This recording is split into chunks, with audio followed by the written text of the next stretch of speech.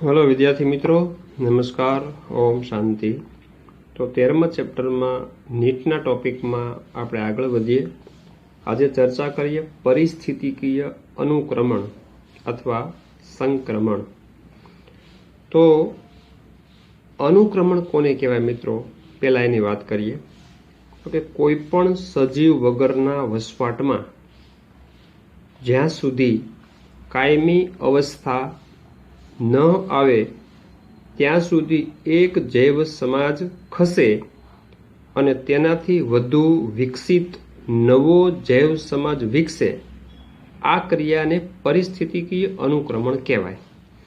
આપણે મિત્રો જાણીએ છીએ, ભણી ગયા છીએ કે એક નવું બંધાયેલું તળાવ હોય એમાં સર્વપ્રથમ નીચલી કક્ષાના સજીવો વનસ્પતિ ફાઇટોપ્લેન્ક્ટન ઉત્પન્ન થાય છે। ત્યારબાદ ક્રમશઃ ઉચ્ચ કક્ષાની વનસ્પતિ છે એ અસ્તિત્વમાં આવે છે।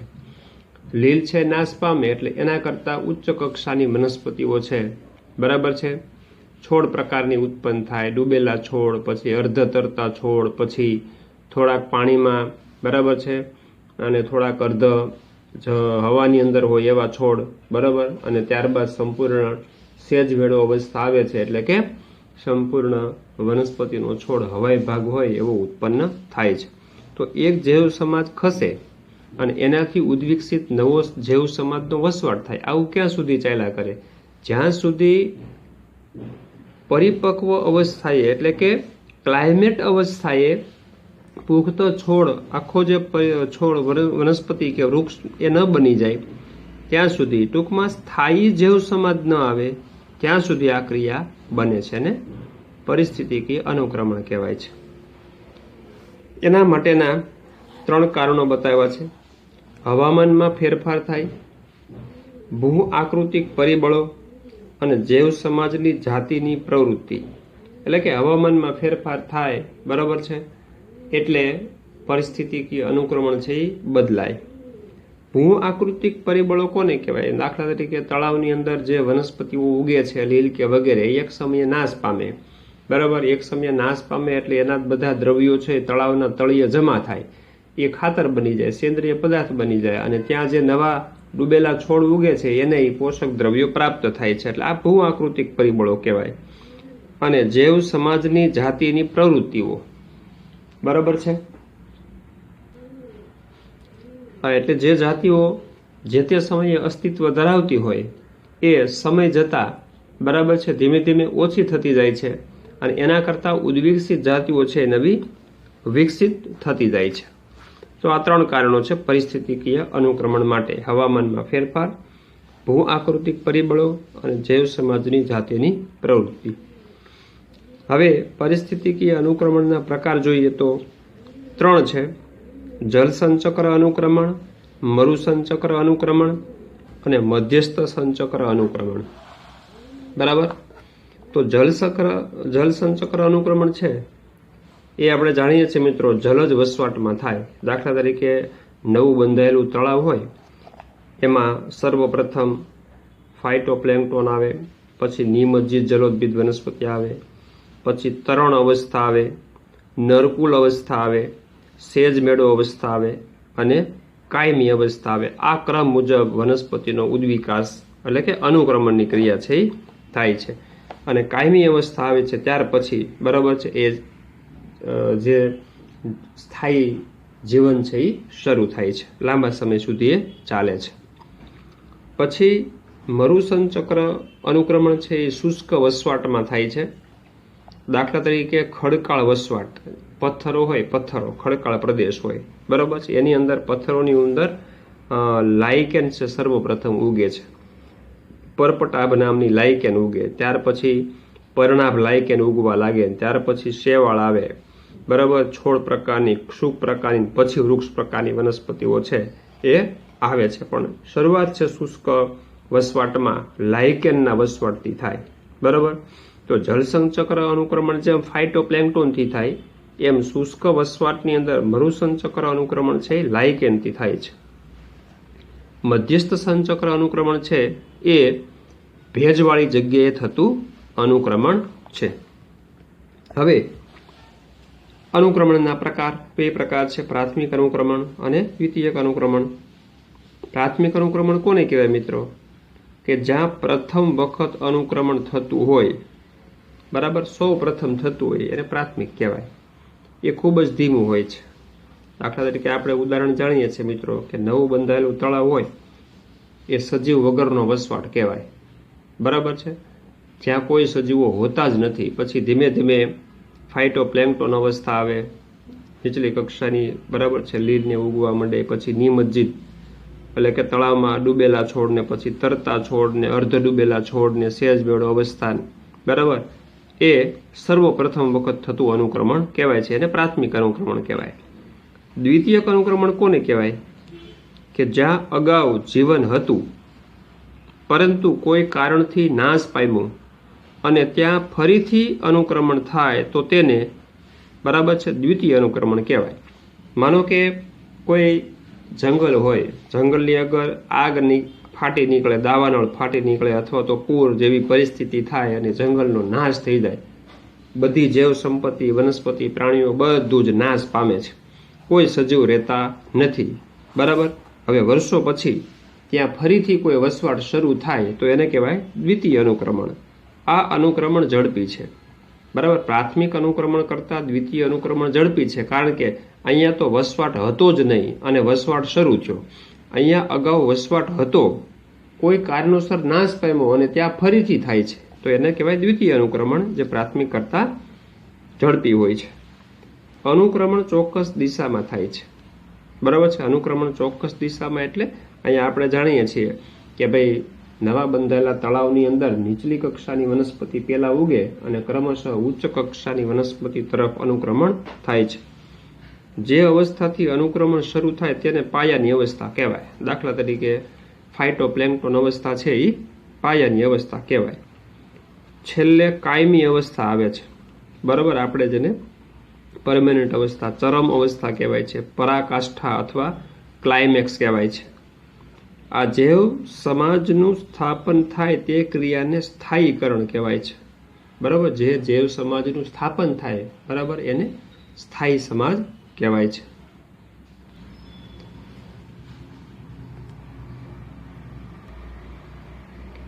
હવે આ ચેપ્ટરમાં કેટલીક એમસીક્યુ લક્ષી અગત્યની બાબત છે એની આપણે ચર્ચા કરતા જઈએ, એક પછી એક પોઈન્ટ. કે મૂળને પ્રાપ્ત થતું ભૂમિય જળ એ કેશિકીય જળ કહેવામાં આવે છે, બરાબર. કેશિકીય જળ છે એ વનસ્પતિના મૂળને પ્રાપ્ત થાય છે. ખૂબ જ ઊંડાઈએ જળ હોય છે એ વનસ્પતિના મૂળને પ્રાપ્ત થતું નથી. પછીનો પોઈન્ટ છે, ભારતમાં ઉષ્ણકટિબંધના વર્ષા જંગલો કેરલા અને આસામમાં છે. પાણીમાં ડૂબેલી વનસ્પતિમાં વાયુરંધ્ર હોતા નથી. નેક્સ્ટ પોઈન્ટ, મરુ નિવાસી વનસ્પતિમાં વાયુરંધ્રો નિમગ્ન હોય છે. નિમગ્ન એટલે ખૂબ જ ઊંડા હોય છે, ઓછું બાષ્પોત્સર્જન કરી શકે એવા અનુકૂલન છે, બરાબર. કારણ કે મરુ નિવાસી વનસ્પતિ છે એ રણ પ્રદેશની અંદર હોય છે, ઊંચા તાપમાનવાળા પ્રદેશમાં હોય છે. પછી વોર્મિંગ, આ વૈજ્ઞાનિકનું નામ છે, અને સૌ પ્રથમ પરિસ્થિતિ વિજ્ઞાનનો ઉપયોગ વનસ્પતિના અભ્યાસ માટે કર્યો.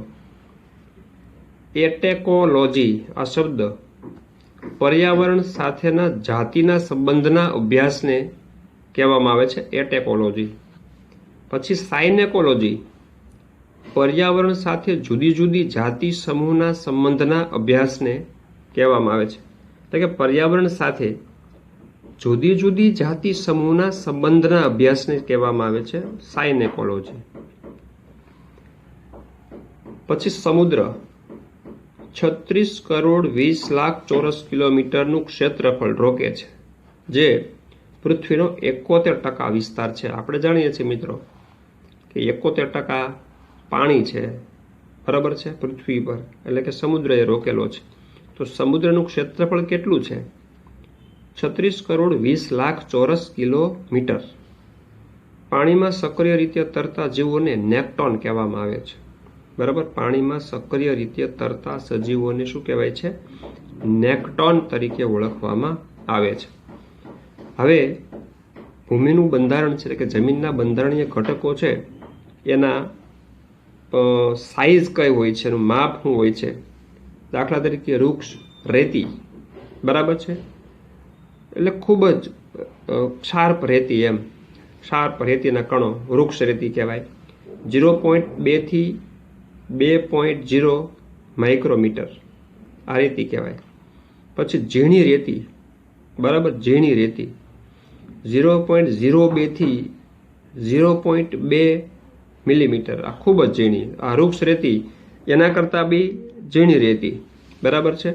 પછી કાંપ, તો કાંપ છે એનું 0.002 થી 0.02 મિલીમીટર.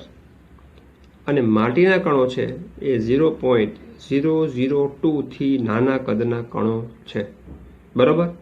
તો આ દરેકની સાઇઝ MCQ જોડકા ટાઈપનો આમાંથી પૂછી શકાય.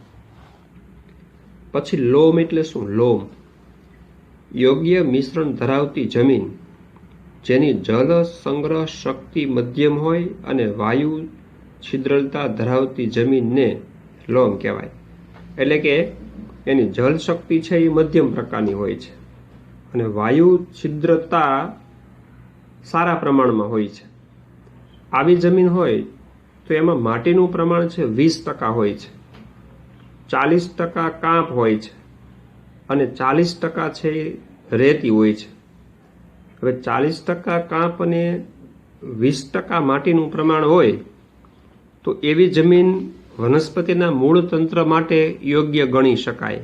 એટલે વનસ્પતિના યોગ્ય વૃદ્ધિ વિકાસ માટે લોમ પ્રકારની જમીન છે એ ઉપયોગી ગણાય. પછીનું એક્ઝામ્પલ છે, ઉદાહરણ છે, તરતી જલોદભિદ વનસ્પતિઓ કઈ? પાણીની અંદર મુક્ત રીતે તરતી હોય એવી જલોદભિદ વનસ્પતિ, એમાં વુલ્ફિયા, લેમના અને સાલ્વિયા, કે જેમાં મૂળ તંત્રનો અભાવ હોય છે, મૂળ તંત્ર હોતું નથી. આમે તે સામાન્ય રીતે જલીય વનસ્પતિ હોય તો એમાં મૂળ તંત્ર ખૂબ જ અલ્પ વિકસિત હોય છે, પરંતુ વુલ્ફિયા, લેમના અને સાલ્વિનિયામાં મૂળ તંત્રનો અભાવ હોય છે. પ્લવિત એટલે મુક્ત તરતી વનસ્પતિઓ કઈ કઈ? તો કે સાલ્વિનિયા, લેમના, એઝોલા, વુલ્ફિયા અને જળ શૃંખલા છે, આ પાણી ઉપર તરતી વનસ્પતિઓ છે. પછી નિમજ્જિત અને સ્થાપિત તરતી વનસ્પતિઓ. નિમજ્જિત ડૂબેલી હોય, બરાબર છે, નિમજ્જિત અને સ્થાપિત તરતી વનસ્પતિઓ એટલે પાણી ઉપર તરતી હોય પણ એના મૂળ તંત્ર છે એ પાણીની અંદર જમીન હોય એની અંદર સ્થાપિત થયેલા હોય એવી વનસ્પતિ કઈ? તો કે કમળ, પોયણા અને શિંગોડા. પછી નિમજ્જિત હોય અને ડૂબેલી વનસ્પતિ, આખી પાણીની અંદર ડૂબી ગઈ હોય એવી વનસ્પતિ કઈ? હાયડ્રીલા, સેરેટોફાઇલમ, નાપાસ અને વેલિસનેરિયા. પછી ઉભયજીવી વનસ્પતિ, જમીનમાં પાણીમાં બે જગ્યા રહી શકે, ઉભયજીવી વનસ્પતિ, ઘા બાજરીયું, સાયપેરસ અને આઇકોનિયા. પછી ગોઝનો સ્પર્ધાત્મક નિષેધ સિદ્ધાંત એને અપવર્જક સિદ્ધાંત તરીકે પણ ઓળખવામાં આવે છે. જે ગોઝ વૈજ્ઞાનિકે આપેલો સ્પર્ધાત્મક નિષેધ સિદ્ધાંત એને અપવર્જક સિદ્ધાંત તરીકે પણ ઓળખવામાં આવે છે. હવે આ પરસ્પરતાના કેટલાક ઉદાહરણો મિત્રો આપ્યા છે. યુક્કા વનસ્પતિ અને પ્રોનુબા કીટક, બરાબર છે, પરસ્પરતા છે. ઈ કોલાય અને માનવ, બરાબર, ઈ કોલાય બેક્ટેરિયા અને માનવ.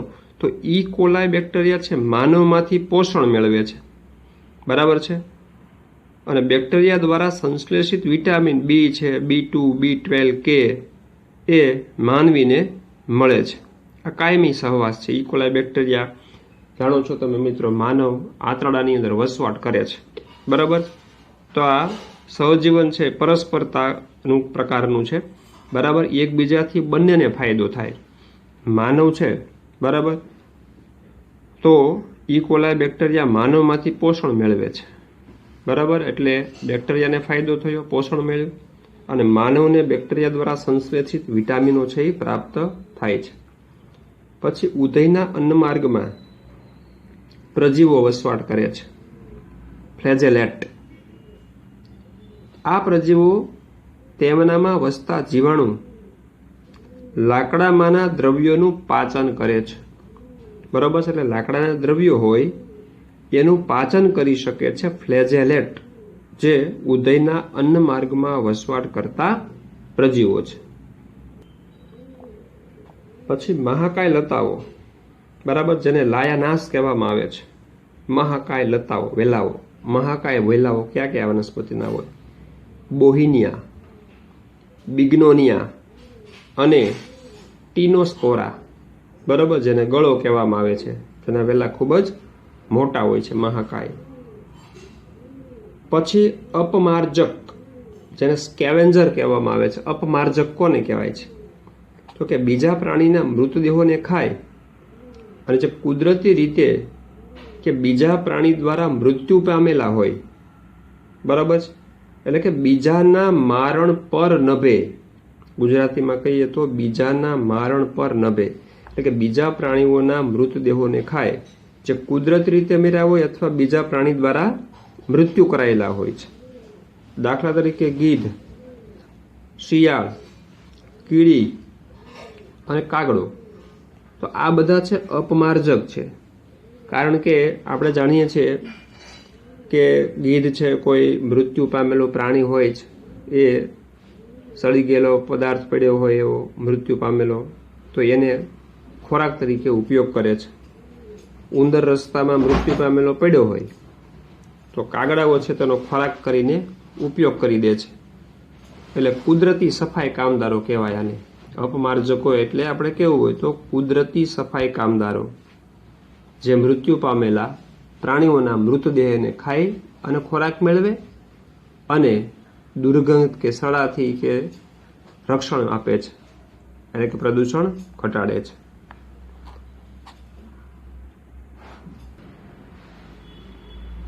ત્યારબાદ સ્પર્ધાના કેટલાક ઉદાહરણ છે. માદા કૂતરા સાથે સમાગમ અર્થે નર કૂતરા સ્પર્ધા કરે છે. પછી બીજું છે લાઇકેન સૂકી સપાટી ઉપરની જગ્યા પ્રાપ્તિ માટે સ્પર્ધા કરે છે. બીજું ઉદાહરણ. પછી ત્રીજું છે અર્ધ ડૂબેલા પથ્થર પર જગ્યા માટે બાર્નેકલ્સ, જે સંધિપાત સમુદાયના પ્રાણી છે, એ સ્પર્ધા કરે છે. અર્ધ ડૂબેલા પથ્થર હોય એના વસવાટ માટે યોગ્ય છે, તો એના પર રહેવા માટે, ચોંટવા માટે આ પ્રાણીઓ છે એ સ્પર્ધા કરે છે. પછી પેરામિશિયમ કોડેટમ અને પેરામિશિયમ ઓરેલિયા વચ્ચે ખોરાકની સ્પર્ધા થાય છે. બરાબર, પેરામિશિયમની અલગ અલગ જાત છે. પેરામિશિયમ કોડેટમ અને પેરામિશિયમ ઓરેલિયા, એમની વચ્ચે સ્પર્ધાઓ થાય છે ખોરાક માટેની. પછી કીટાહારી વનસ્પતિના ઉદાહરણ છે કળશપર્ણ, જેને નેપેન્થસ કહેવાય છે. બરાબર, કીટાહારી, જે કીટકોનો ખોરાક તરીકે ઉપયોગ કરે છે. આમ તો જાણીએ છીએ મિત્રો વનસ્પતિ સ્વાવલંબી છે, પણ છતાં વધુ પ્રોટીનયુક્ત ઘટકો મેળવવા માટે આવી વનસ્પતિ છે એ કીટકોનો ખોરાક તરીકે ઉપયોગ કરે છે. અમેરિકાના જંગલોની અંદર અને ઓસ્ટ્રેલિયાના જંગલોની અંદર 130 જેટલી પ્રજાતિની આવી જાતિઓ છે એ કીટકોનો ખોરાક તરીકે ઉપયોગ કરે છે. નાના મોટા કીટકો હોય, જીવજંતુ, પતંગિયા, કરોળિયા, અને કેટલીક વનસ્પતિઓ દેડકા જેવા પ્રાણીઓ કે સાપ જેવા પ્રાણીઓનો પણ ખોરાક તરીકે ઉપયોગ કરી શકે છે. એનું પાચન કરી અને એમાંથી પ્રોટીનયુક્ત ઘટકો છે એ મેળવે છે. તો ઉદાહરણ છે કળશપર્ણ, નેપેન્થસ, મુખજાલી, જેને ડ્રોસેરા કહેવાય છે, અર્કજ્વર, યુટ્રિક્યુલારિયા કહેવાય છે. પછી વિનસનો મક્ષીપાસ, વિનસ ફ્લાય ટ્રેપ, ડાયોનિયા, બરોબર છે, ડાયોનિયા મસિક્યુલા કહેવાય છે, અને પિગ્વિક્યુલા. તો આ બધી વનસ્પતિઓ છે કીટાહારી વનસ્પતિના ઉદાહરણ છે. હવે મિત્રો એક 2-3 MCQ છે એની આપણે ચર્ચા કરી લઈએ. બરાબર છે, પરીક્ષામાં એક પૂછાયેલો છે કે વર્ષ 2010 થી 2012 દરમિયાન વર્ષ 2010 થી 2012 દરમિયાન 5 કિલોમીટર લંબાઈ ધરાવતા એક ચોરસ જંગલમાં વાંસની કુલ સંખ્યા 5000 છે, તો તેની વસ્તી ગીચતા કેટલી ગણાય? બરાબર છે. તો આપણને કેટલી બાબતો આપી છે? એક તો એરિયા આપ્યો છે, 5 કિલોમીટર લંબાઈનું એક જંગલ છે, અને સમયગાળો આપ્યો છે 2010 થી 2012, એટલે સમજો 2 વર્ષની વાત થઈ. બરાબર છે. સમયગાળો 2 વર્ષ છે. 5 કિલોમીટર લંબાઈ ધરાવે છે, એટલે ક્ષેત્રફળ ગણવું હોય તો 5 × 5 એટલે 25 ચોરસ કિલોમીટરનું જંગલ, અને વાંસની કુલ સંખ્યા એટલે વસ્તી આપણને આપી છે 5000, તો એની વસ્તી ગીચતા આપણે શોધવાની છે. તો આપણી પાસે સૂત્ર છે વસ્તી ગીચતાનું સૂત્ર, D = N/A/T. N એટલે સજીવની સંખ્યા, કેટલી લઈશું? અહીંયા કુલ સંખ્યા 5000 છે. A એટલે ચોક્કસ ક્ષેત્રફળ, 5 કિલોમીટર લંબાઈ ધરાવે છે, તો એરિયો આપણે ગણવો હોય, ક્ષેત્રફળ ગણવું હોય તો 5 × 5 એટલે 25 ચોરસ કિલોમીટર જગ્યા થાય, તો આ 25, અને 2 વર્ષ દરમિયાન. બરોબર છે. એટલે આનો જવાબ આવશે 100. તો વસ્તી ગીચતા એની કેટલી ગણાશે? 100 ગણાશે. પછી બીજો એક એવો પ્રશ્ન છે, 100 વ્યક્તિ ધરાવતી એક વસ્તીનો કુદરતી વૃદ્ધિ દર 5% છે. બરાબર. 100 વ્યક્તિ ધરાવતી એક વસ્તી છે અને એનો કુદરતી વૃદ્ધિ દર 5% છે. જો વસ્તીનો વાર્ષિક જન્મ દર 60 હોય તો મૃત્યુ દર શોધવાનું છે.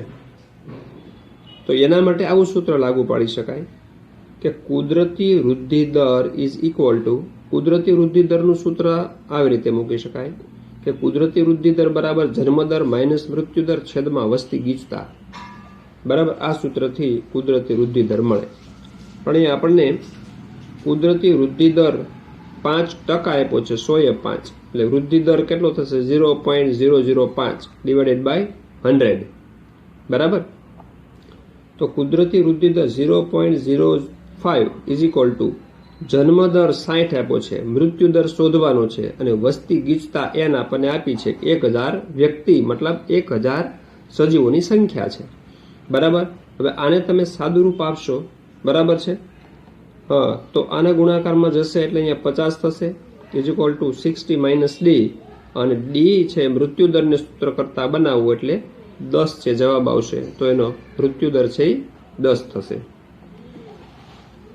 ત્યારબાદ એક સવાલ જે નીટ 2017ની અંદર મિત્રો પૂછાઈ ગયેલો. બરાબર.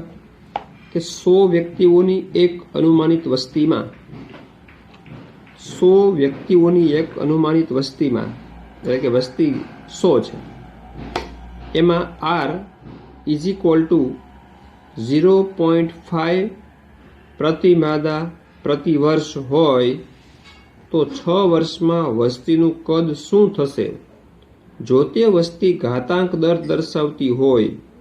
બરાબર. જો તે વસ્તી ઘાતાંક દર દર્શાવતી હોય એટલે કે E ઇઝ ઇક્વલ ટુ 2.72 સાથે. બરાબર. આ E છે ઘાતાંકીય દર, જેનું મૂલ્ય આપેલું છે અહીંયા 2.72. બરાબર. તો આ પ્રશ્નના સોલ્યુશન કરવા માટે કયું સૂત્ર વપરાશે? NT is equal to N0 e⁻RT. તો 100 વ્યક્તિઓની એક અનુમાનિત વસ્તી છે, R નું મૂલ્ય આપ્યું છે 0.5 માદા પ્રતિ વર્ષ.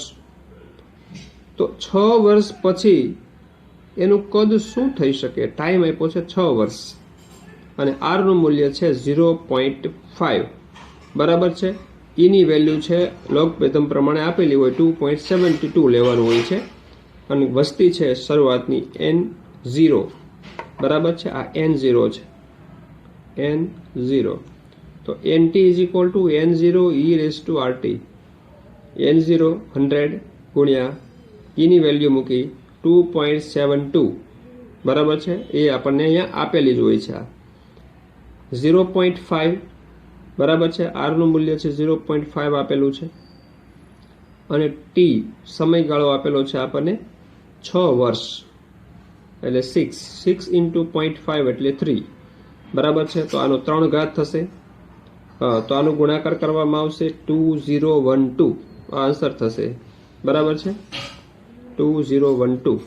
તો આ ટાઈપના કેલ્ક્યુલેશન વાળા સવાલ પણ મિત્રો પૂછી શકાય છે. તો આ થઈ વાત 13મા ચેપ્ટરના નીટના ટોપિકની. ઓકે, ઓમ શાંતિ.